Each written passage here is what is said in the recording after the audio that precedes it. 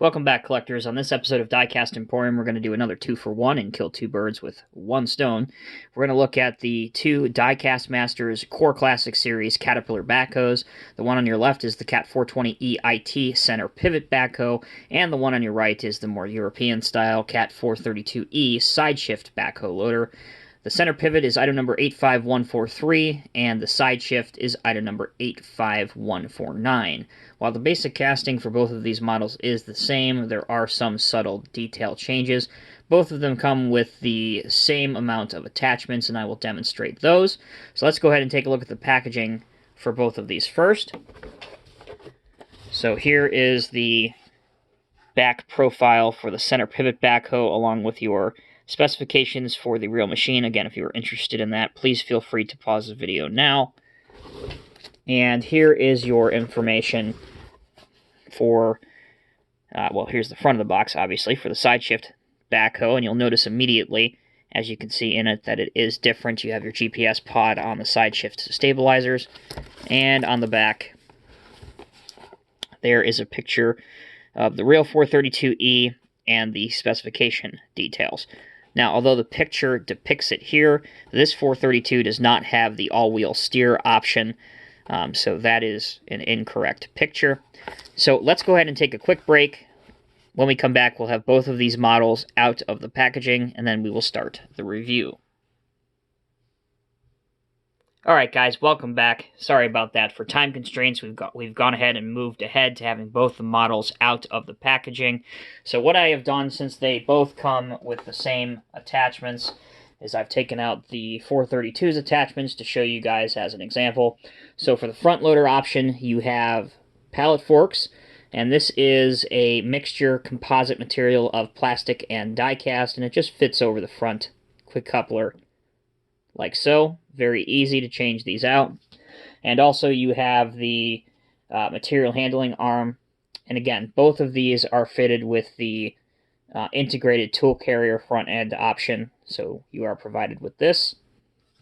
For the rear ends of the machine, for the actual backhoe, this part right here, you are provided with a Caterpillar H70 hydraulic hammer right here, and a auger right here. Now the auger is definitely an all-plastic component, but it looks good and works just fine. Alright, so let's go ahead and do the basic review on the 420 IT, and then I'll point out any other subtle differences on the 432E. So, starting out, these are basically the same mold with some updated changes from the old Norscot 420D and 432D backhoe loaders from back in the day. Again, there have been some improvements to the functionality. The trade dress has been updated to the Power Strike or the Power Edge logo that took over in 2007. In addition, both of these machines have the optional GPS on them, which you can take off if you don't want them on your model. And that's very easy to do. You just, of course, pull them straight up and they will come out. One of the biggest things that I personally like about this backhoe in particular is the fact that they come with the, maybe this isn't quite the technical term for it, but I call them the flip pads. So if you're working on a paved surface, such as a street, and you don't want to tear up the street while you're working, you have the pads put down like this, and these are black rubberized pads. Now they're just painted black as part of the die cast on the backhoe, but in the real world these would be a rubberized part that's on the end of the stabilizer pad, and they would go down again to protect the pavement from getting damaged, so you could do that. Now, if you're working in dirt or in grass or something like that, or a surface, basically, long story short, that you don't really care about tearing up, you can flip the stabilizer pads to the this section, which is the other section of the stabilizer pads, and that allows you to have the same kind of stability, but without the rubberized pads on it. So again, a very cool, subtle feature that, again, I love on the 420 backhoes. So you have the option with the GPS pod, you can flip pads, you have all these different attachments available, whether it's through the IT arm or the backhoe arm. Speaking of the backhoe arm, it has good functionality on it, and it also features the extend-a-hoe option. So if you really need to reach out and get something, you can do that. And the functionality of the bucket curl in and curl out is also respectable. As you can see, it will curl out to about there. And it will curl in, if I remove the bucket, it will curl in to there, which again is very good. So while I have the bucket off, let's take the time to put on a different attachment here, just to give you an idea of how that works.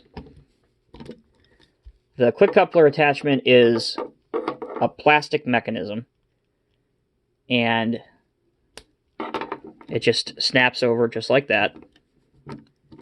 So you can have the hydraulic hammer on, or you can have the auger on, depending on which one you want. And again, the attachments are universal, so you can use it on the 420 or the 432. Both sets of attachments come with both models, so that's very cool that they give you the option to do that. Looking towards the front at the loader arm, this is the bucket that comes with it, and ironically enough, this is the same bucket that comes with the Diecast Masters 924G wheel loader. It is the same sized bucket. It is the same 4-in-1 style bucket, so it will fit on this machine as well. You can see that the functionality works pretty decently. However, because this is an IT loader, the arms don't raise quite high enough to load a 1:50 scale dump truck. One way that you could get around this in a diorama or a display is you could have the wheel loader up a loading ramp and then dumping into a dump truck, which again is very realistic, and you would often see that in the real world. Let's just go ahead and fold this backhoe in. There we go. So again, that gives you an idea of how far it folds in. So let's take a bucket off the front, and we'll put the pallet forks on. And again, it's just put the top on first by clicking it over and then pushing it in, just like that, and you're good to go. So very easy to do, very simplistic, and the quick coupler is made to be very functional and resilient over time. The front axle does feature working steering at both angles, and if you look here, it does oscillate as it should in the real world, while the rear axle is fixed into position. Because both of these models are Core Classic series, our friendly neighborhood operator Bob is not designed to be removed from the cab. However, if that is an issue for you, with some careful modification, you can disassemble these models and remove him that way. Again, that's not something that I ever personally recommend you doing, but that is an option available to you. Okay, so let's go ahead and quickly look at the 432 just to point out some differences. So this is what's known as a side shift backhoe. This is the center pivot backhoe, obviously because the backhoe is mounted in the center and it pivots. So not too complicated there. This is a side shift mechanism because, well, it shifts from side to side, just like that.